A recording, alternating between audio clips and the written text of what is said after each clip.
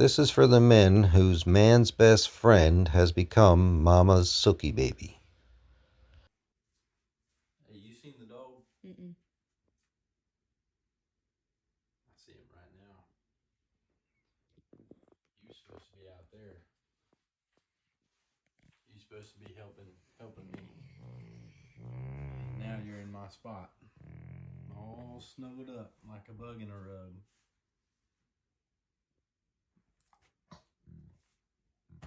Naturally.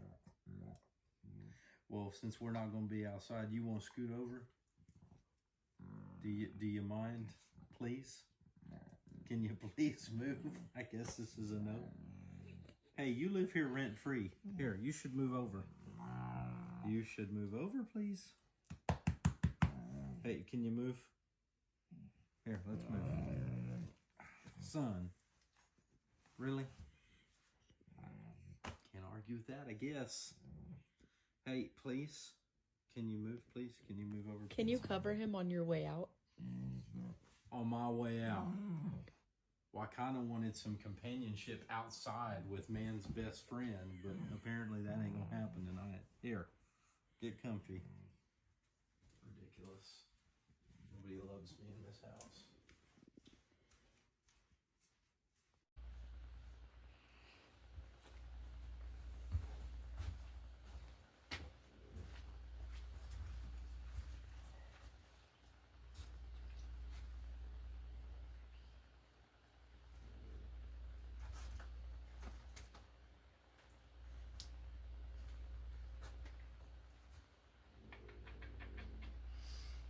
So first off, guys, the reason the things that I do with the dogs, the way that I communicate with the dogs work, the reason the dogs want to be in my presence and come to me asking for affection and want to snuggle is because of this, the licking the neck. And right in behind the curvature of the jaw, you move the tips of your fingers and you just really slow it down. You're just touching fur, you're not touching skin. Very soft and gentle.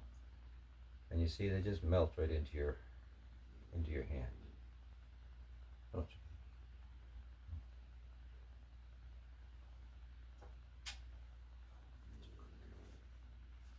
So let's say I want to lay down.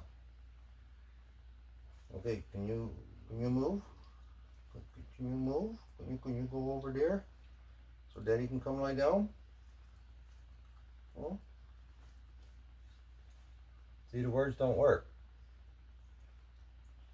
But if I communicate to her with her language, it does.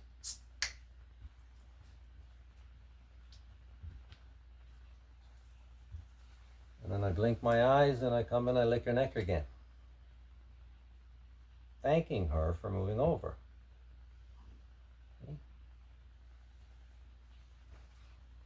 I don't say, you can whisper, good girl, good boy. If you do it, you gotta whisper.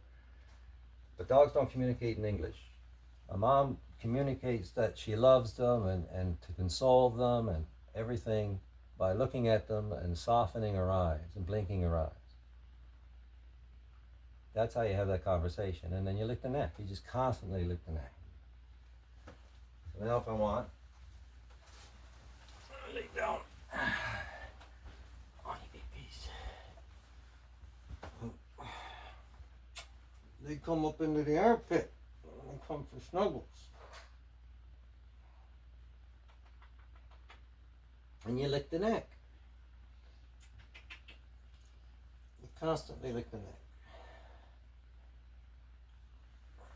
Hey, baby boy.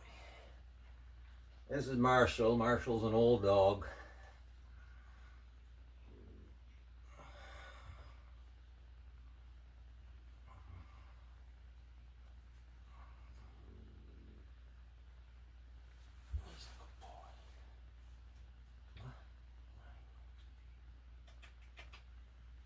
So to me, I am my dog's father.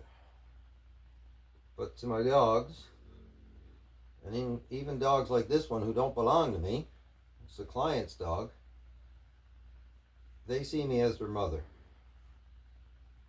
and it's simply because I lick their neck. And they follow their mother anywhere she goes when she wants them to.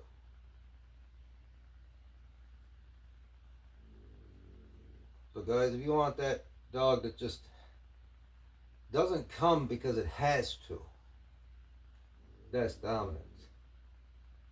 It comes because it wants to, and that's affection.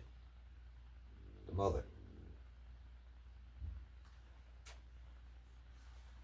So now if I want to get up and go, and I want her to come with me, to come hang out with me, I just ask her to.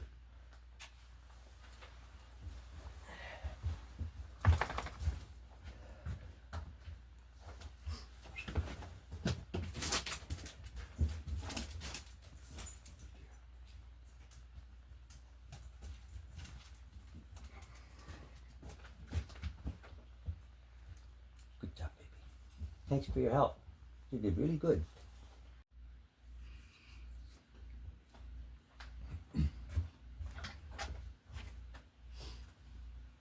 Now, even when you're given the licking of the neck and stuff like that, there's sometimes that you might ask the dog to come and they don't come.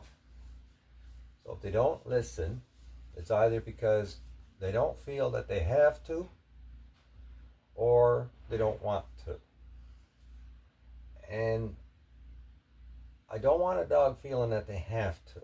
I want a dog doing it because they want to, but sometimes they don't want to. So when they feel that they don't have to, they don't respect you. When they feel that they don't want to, they do respect you, but I just, want to keep doing what I'm doing.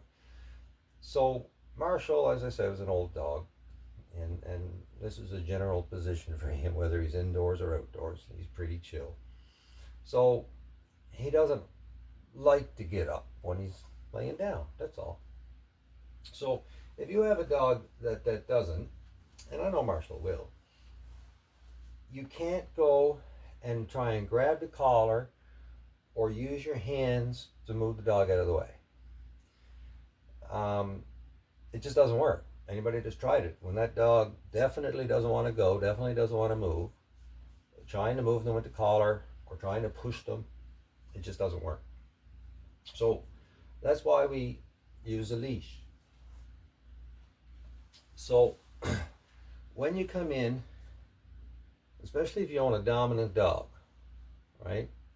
Your dog is growling or, snaring its teeth and it's showing you, I don't want you doing what you're doing, okay? Especially these dogs. You got to come in and lick the neck first. If you just come over is dominance, and that's why grabbing the collar doesn't work. Because when you go over to grab the collar, they see you as being dominant or attacking them. You got to come under, hand palm up, underneath. So you come in, let them smell, and then lick the neck first. Then you come in with the leash, let them smell, lick their neck, and then put the leash on. You're not asking for permission. You're just saying, hi, Dad here. Just want to put your leash on you. How you doing, baby? Get the leash on, and then you lick the neck again. This is how you thank them for everything. You don't give them a treat. You just lick their neck. Just a good boy, okay? So now you have the leash. And then you just pull and release. I don't need to do that with Marshall, because as soon as I just touch the leash, he just comes. Hey, baby boy. Come here. Come right down here. I know. Come. I know. So now, let's put him in this position, right? And if you're working on this with your dog, just leave the leash on him. But a 6 foot, this is a 4 foot. You want to leave a 6 foot leash on the dog. When they jump up on the bed, the leash is just going to follow them. So as you come in, the leash is just right here to pick up, okay? So pretend I'm coming in, like in that video with that guy. I come in, and of course I'm going to give affection first. Hi, baby. Okay, can you move? Can you go over that way? Can you go? Right? And again, words don't work. So to teach the dog that when I go snap with the finger, This hand signal means move away. It means go away. Move away from me, out, whatever the case may be, right? It's a finger snap like this. If you can't snap, this is where you can use the clicker. So you got the clicker in your hand and you click and then hand signal.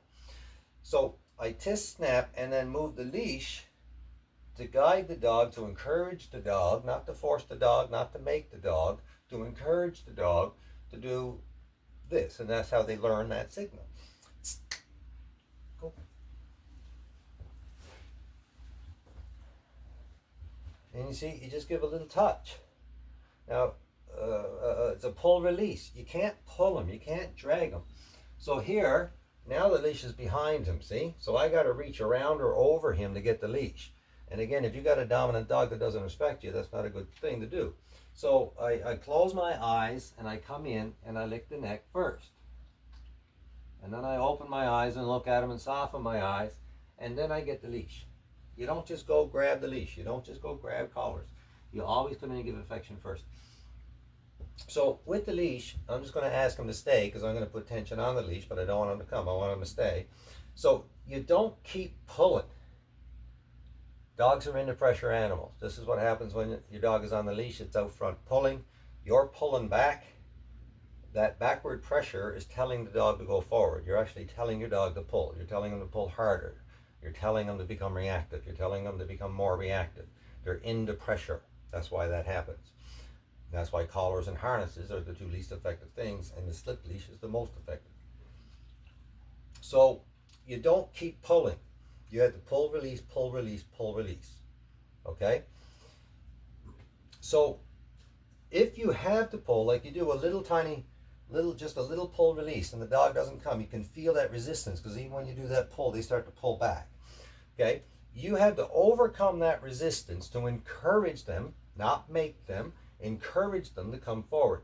So you have to pull until you get 1 foot forward and then release. Very important. You have to pull till you get a foot forward and then release. Okay? So you just pull and then release. See? Good boy. Come back up. I know it's a hard jump. Come on. Up. You want to come on this side? Come on. Up here. I know it's a hard old jump. Come on now. Come on. There you go. I want to get a set of stairs in here for him, but there's not enough room in this little room. Good job.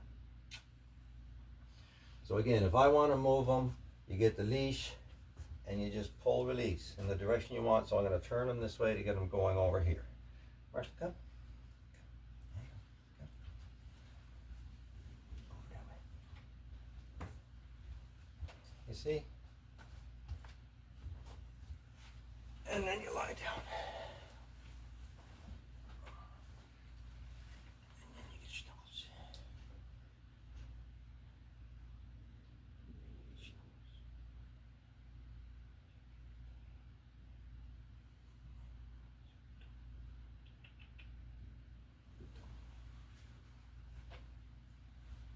You coming again? Of course.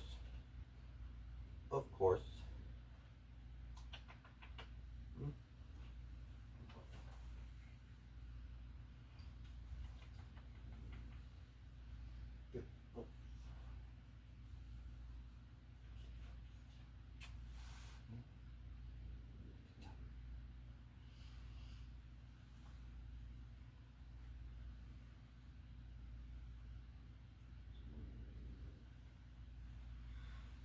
And when your dog trusts and respects you as their mother, because they know that you're never going to touch them in a dominant or an aggressive manner. You might touch them in an assertive manner to get their focus, but your touch always means love. And that's why you can pet them on the top of the head.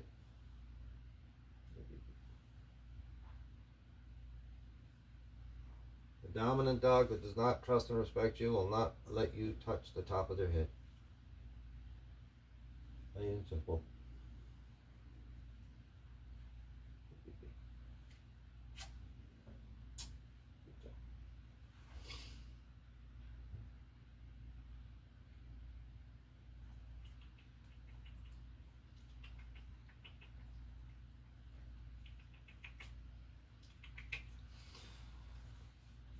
So if you want to have that man's best friend, that dog that's just always there with you, wanting to always just be there with you, just lick their neck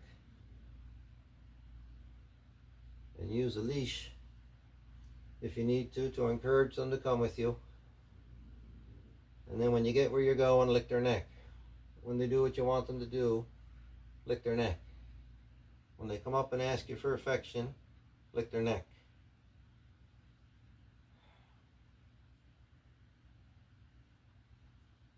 When you just want to show them how much you love them, just lick their neck. And you will have your man's best friend. Won't you, babies? It does. Thank you.